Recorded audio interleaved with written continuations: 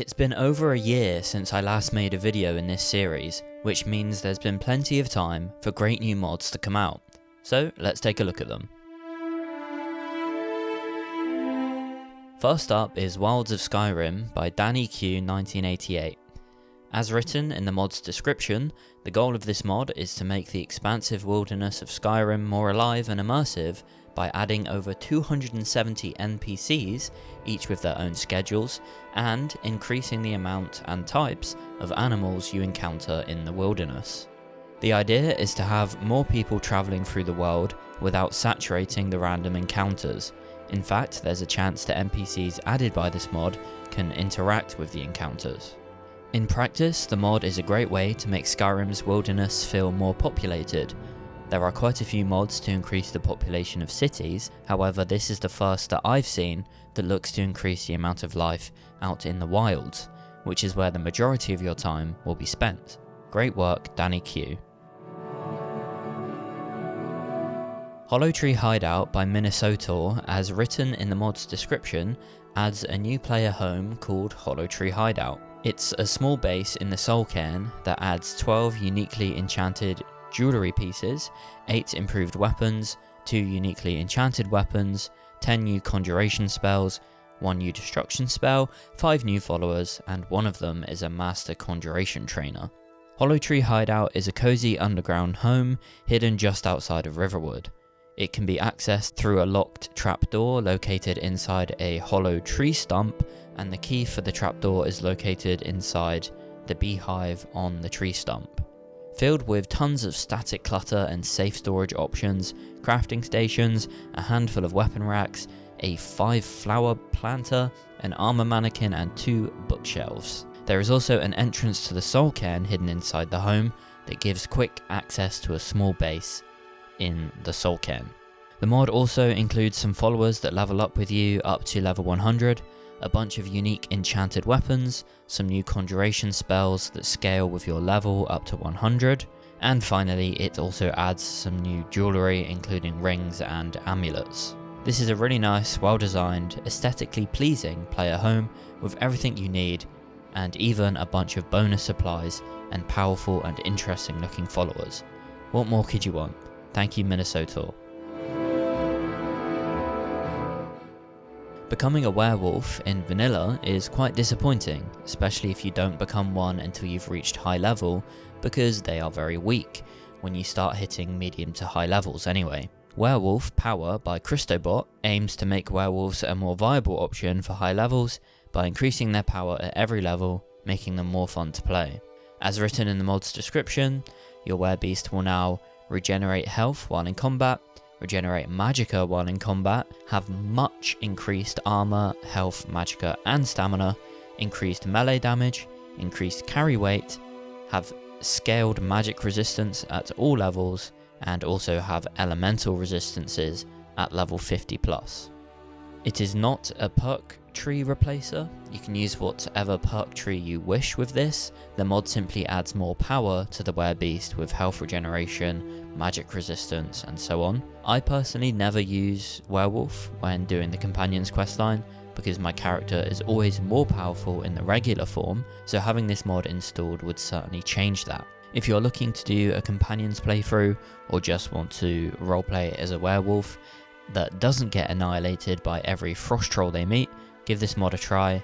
Thank you, Christobot. Fort Dawnguard-Great Armory by Dunkelzeit, or Dunkelzeit, sorry I don't know which one, adds a huge armory to an old part of Fort Dawnguard. I always felt that Fort Dawnguard was a little bit empty and underwhelming, so adding a great armory packed full of displays and new NPCs is a great addition. As written in the mod's description, the entrance is buried and you have to progress the questline to get the work finished. By the time the Dawnguard questline is finished, you should have the following: decorate 130 mannequins, place 380 shields, place 920 weapons, store your items in 300 chests, store 1,540 books, give 72 fishes a new home, plant 24 plants, choose between 41 music tracks for the sale, restore damaged books by a book restorer, get 3 new summoning spells, get 1 of 5 blessings to be a strong magician, cure your disease by the healing water of the waterfalls, get access to 10 alchemy labs, 10 arcane enchanters, 3 anvils, 2 forges, 1 smelter, 4 grindstones, 4 workbenches and 2 tanning racks, as well as ovens, cooking pots, access to 16 new followers and 6 merchants. You can reforge soul gem fragments into black soul gems, get access to a huge jail, a mine with dozens of ore veins, have a drink at the bar, get paid for hunting vampires, get Ayleid and Snow Elf textures for Fort Dawnguard, as well as the equipment of Heritage, a Vampire Slayer. If you're looking to do a pure Dawnguard focused build, this could be the perfect mod for you. Thank you, Dunkelzeit. Mythic Dawn Armor by Lotsfam is a nice and simple but great looking armor mod, bringing some Elder Scrolls lore friendly armor to Skyrim. As written in the mod's description, this mod adds a new set of armor inspired by the Mythic Dawn armor from the Elder Scrolls Oblivion. This Mythic Dawn armor offers the same stats as Ebony armor, providing equal protection and intimidation. Also, the player can protect themselves with a bound version of Mythic Dawn armor, granted they have enough magicka. The spell tome is sitting alongside the Mysterium Xarxes fragment in Silius Vesius's home. Alternatively, the spell tome can be crafted at a tanning rack after reaching level 20. And finally, the mod adds a unique one-handed sword, but its enchantment has faded. Refining the sword at a blacksmith forge will reawaken its power. Completing the custom quest will reveal the sword's whereabouts. There are a few steps to complete the quest. Step 1, you have to read a letter in Silius Vesius's home, then travel to the abandoned camp near the shrine of Mehrunes Dagon, locate a key inside the cooking pot, and then you can find the sword and armor beneath a grave just a few feet north from the abandoned camp. A great little armor mod, thank you to Lotsfam.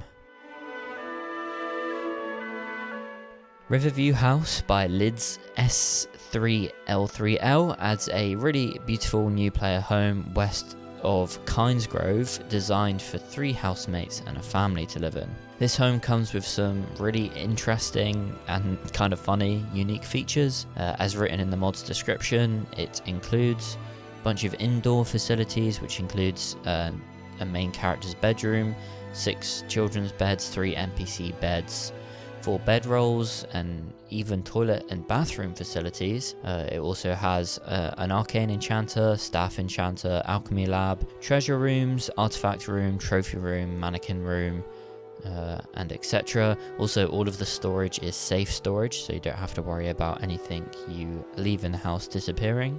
It also comes with a bunch of outdoor equipment, such as blacksmithing equipment, stables, a farm, a merchant's hut, and so on.